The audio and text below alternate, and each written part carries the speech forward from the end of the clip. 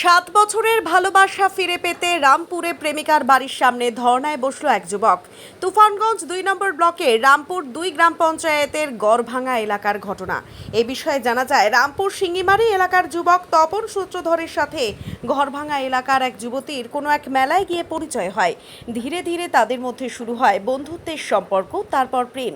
দীর্ঘ 7 বছর থেকে তাদের এই সম্পর্ক বলে দাবি তপনের।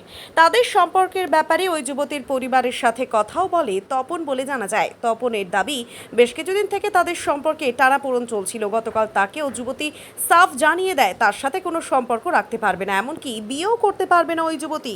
তাই নিজের ভালোবাসাকে ফিরে পেতে দুজনের ছবি প্রমাণস্বরূপ নিয়ে ওই যুবতীর বাড়ির সামনে ধর্নায় বসে প্রেমিক যুবক তপন। যদিও ওই যুবতীর দাবি তাদের মধ্যে কোনো ভালোবাসার সম্পর্ক ছিল না, শুধুই মাত্র বন্ধুত্বের সম্পর্ক। বন্ধুত্বের সম্পর্কেই এই ছবিগুলো তোলা। খবর পেয়ে ঘটনাস্থলে ছুটে আসে বক্সিরহাট থানার অধীন জোড়াইফাড়ির পুলিশ। যাই স্কুলে যাই ওই জোর জবরদস্তি করতো, আমি ফ্রেন্ড হিসেবে কথা বলছি আর ফ্রেন্ড হিসেবে ফটো তুলছি। ওই আমাকে ভয় দেখাইতো, যে বলতো যে তুমি আমার সাথে তোমার ফটো আছে, ওগুলো আমি মনে করো এডিট করে ছাড়বো, খারাপভাবে ছাড়বো। ও এরকম ভাবে আমাকে ব্ল্যাকমেল করা আর অনেক কথাবার্তা মনে করো রেকর্ডিং করছে। আমি ওর সাথে কথাই বলতে চাই না, জাস্ট ফ্রেন্ড হিসেবে কথা বলতে হচ্ছে। এত কিছু ভাইবা নেবে সেটা আমি ভাবি নাই। হ্যাঁ, কোনো সম্পর্ক নাই। কোন সম্পর্কে? কতদিন ধরে ওর সাথে যেদিন থেকে স্কুলে ভর্তি হয়েছি মানে স্কুল ফ্রেন্ড হিসেবে আমি ভাবি। এই